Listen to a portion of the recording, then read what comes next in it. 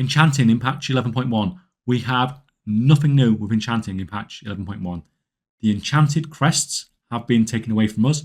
But that doesn't mean this is probably not the most interesting profession that we have in this patch to see what happens, at least from the perspective of someone who watches the economy as a whole anyway. We have a lot going on here, despite nothing changing. So we will talk about concentration crafting with Enchanting, but I think we'll touch on it after we have talked about the other potential ways it can make gold with the profession in this patch. There is definitely some good gold making potential here outside of concentration crafting. Now, disenchanting, shattering, and doing the crafting with Enchanting can all be realistically put on a single character. Enchanting knowledge is so stupidly easy to get that it doesn't take much to get like 200, 250, 300 knowledge points for Enchanting. The entire setup we're going to talk about today costs 300 knowledge points, but you can realistically knock quite a bit off that if you don't want to do everything that we're going to talk about here.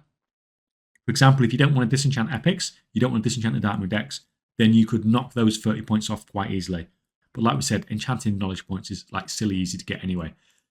I like this spec because it gives you a lot of different things you can do, and then it can potentially feed into each other as well. You can disenchant and shatter, and then you can use that to supply your own enchanting crafting, and it's going to give you much lower crafting costs because of that. So we are going to quickly blitz through the spec because there's a lot of points here. So 30 points into supplementary shattering, 30 points into resourceful residue, and 30 points into magnificent multi-crafting. In designated disenchanter, you can literally just max this whole thing out. That's another 120 knowledge points. That, of course, is all personal preference, depending if you want to do the disenchanting and stuff like that, as obviously it is a little bit of manual labour. From here, 30 points into equipment and enrichments, 20 points in material maestro, 20 points in optimal oils, and 20 points into finalized finishers. And that basically allows us to craft so much different stuff, like I said, and do the disenchanting, do the shattering, everything at absolute best. Now, from a gear setup, obviously you need rank 5 everything. You need the epic tool, but in fact we need 2 epic tools. So we need one with multi-crafting and resourcefulness enchant. That's when we're going to do the actual crafting, so things like crafting oils and stuff like that. And then we need a resourcefulness one with a resourcefulness enchant, and that's when we do shattering. You only really need that if we're going to be doing the shattering, because the disenchanting one, it doesn't matter as long as you've got plus skill. You can use the multi-craft or you can use the resourcefulness one. It doesn't actually matter. The enchanting profession bag, this is quite commonly mixed by a lot of people. The magical infinite messenger, this is absolutely mandatory as well. Now, something else I would say is mandatory on the vast majority of enchanting characters is the Blood Elf racial. It's going to make a big difference for your disenchanting and shattering. It will just, that plus 5 just gives you some extra skill that's going to increase sort of the amount of rank 3 and rank 2 stuff you get from doing those processes, because you're just going to have just that little bit more skill. On top of that, when you are crafting something like oils, it allows you to sort of switch out a rank 3 dust for a rank 2 dust, which over time is going to sort of like add up to quite a lot of gold extra that you're going to save yourself.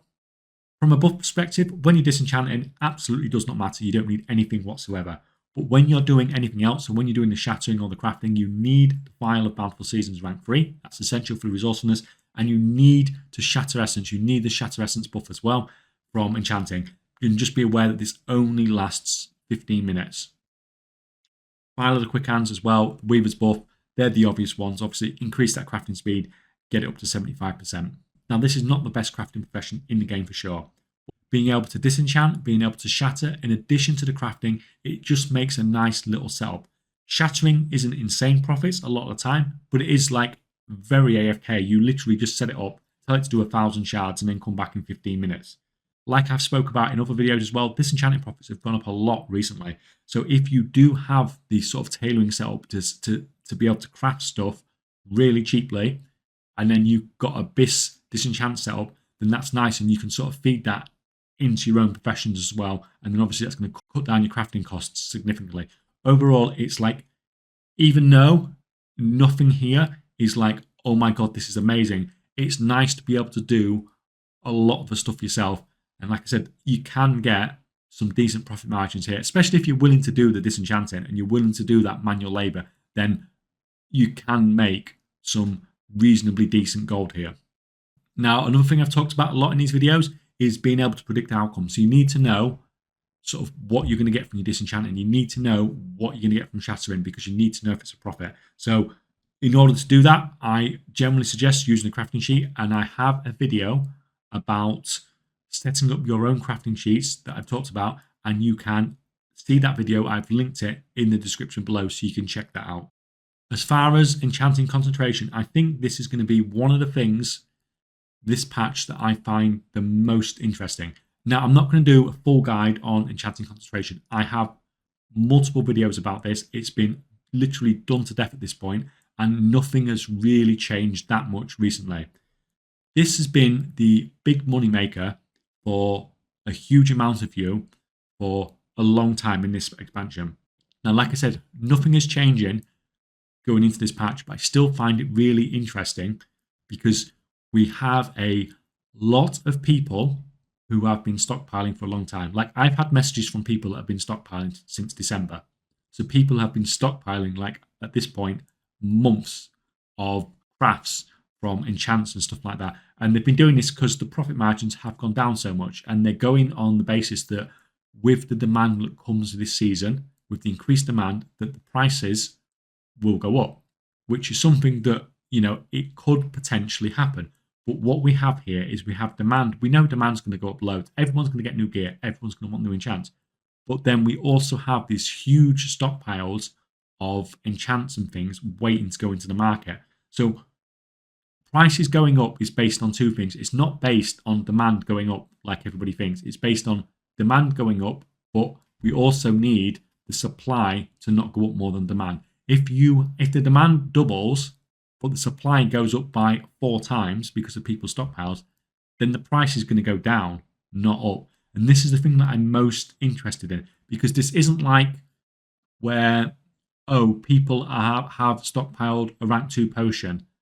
If the stockpile gets burnt through, then people just craft more. With the concentration crafts, people can't craft more. So if we get to a situation whereby that stockpile gets burnt through, that people have managed to save, if people burn through that stockpile, then prices could start going up quite a lot, because there's not going to be, like, people can't just go out and craft more of this stuff. They have to wait for the concentration.